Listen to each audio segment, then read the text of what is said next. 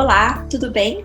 Meu nome é Maria Isabel Chiamoleira, sou consultora de endocrinologia do Laboratório Fleury, e nesse vídeo eu vou conversar um pouco com vocês sobre vantagens e desvantagens dos dois grandes tipos de ensaios que existem para dosagem de esteroides, os imunoensaios competitivos e a espectrometria de massas.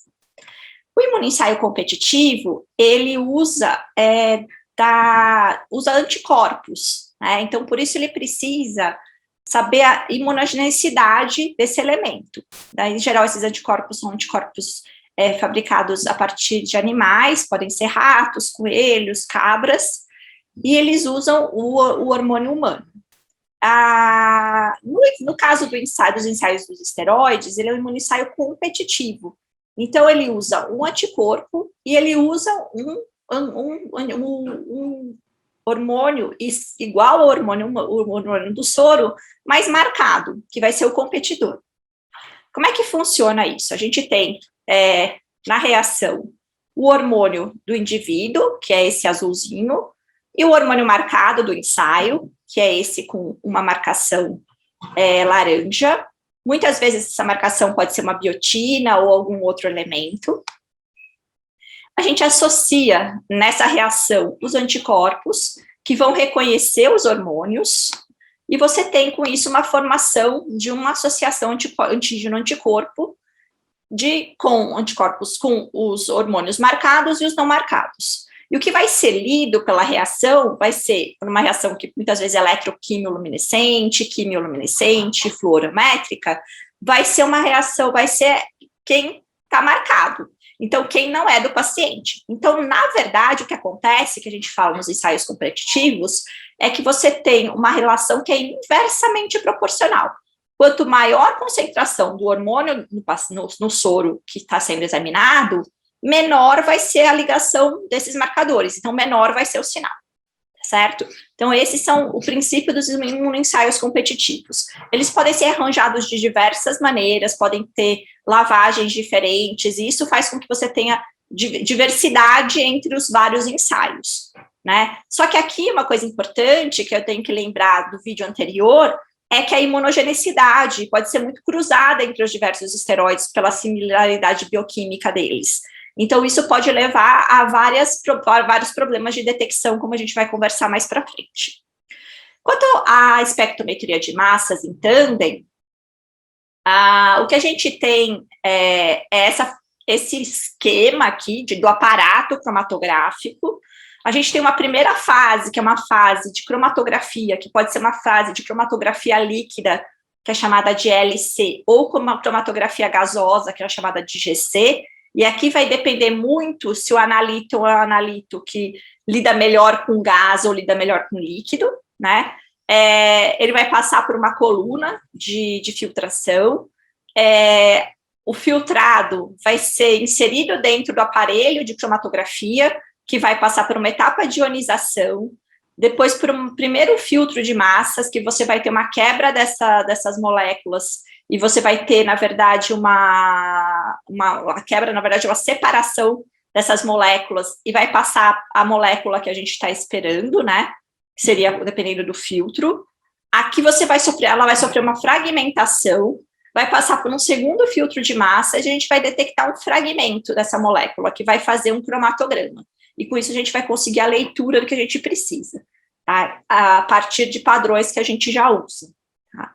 Aqui a gente tem um exemplo de uma análise de múltiplos esteroides, que no próximo vídeo o Dr. José Viana vai comentar a utilidade clínica desses painéis de esteroides, e que a gente vê que o cortisol e a cortisona, eles saem em períodos diferentes. Se a gente observar aqui, o 4, 5, são os tempos de saída. Então, a gente tem o cortisol saindo no tempo perto de 4, o 11-desoxicortisol saindo no tempo perto de 5, e 17-hidroxiprogesterona saindo aqui no tempo perto de 6, certo? Fazendo com que a gente consiga distinguir, muitas vezes, numa mesma corrida, diversos esteroides que a gente está analisando. Tá? Porque a gente analisa aqui carga e massa, né? Se a gente observar a estrutura química desses elementos, ela é bastante parecida, mas quando a gente fragmenta eles, a gente olha para para um elemento químico que é bastante distinto, e com isso a gente consegue fazer essa caracterização mais específica. Além disso, uma outra coisa do princípio de detecção, do princípio de detecção da espectrometria de massas é o uso de um controle interno, que a gente aqui tem o cortisol marcado com deutério, por exemplo, na dosagem de cortisol. Então, a gente tem esse controle interno, com isso a gente sabe aonde está saindo o cortisol, porque a gente sabe que vai ter aquela molécula marcada, a gente sabe a quantidade que a gente colocou daquela molécula marcada, então a gente consegue fazer comparações bastante específicas. E você vê que o cortisol e a cortisona, eles são bastante similares do ponto de vista químico, mas eles têm realmente um padrão cromatográfico, espectrográfico bastante distinto, que faz com que a gente consiga diferenciar eles de uma maneira bastante segura.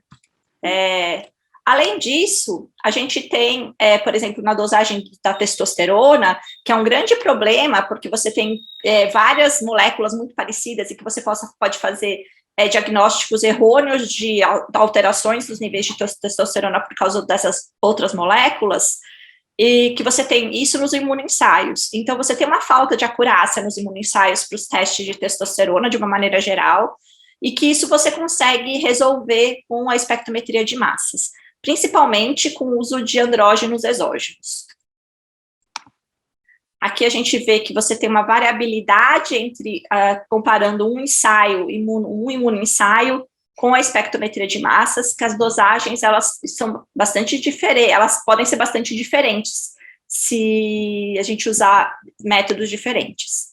Uma coisa que a gente observou ao longo do tempo no Fleury é que tem aumentado muito o uso de andrógenos, e a gente começou a ver dosagens muito elevadas de testosterona, tanto em homens quanto em mulheres, né? E inclusive muitos resultados de falsos positivos. Então, com isso, a gente fez esse estudo, que a gente pegou 45 mil dosagens na nossa base de dados.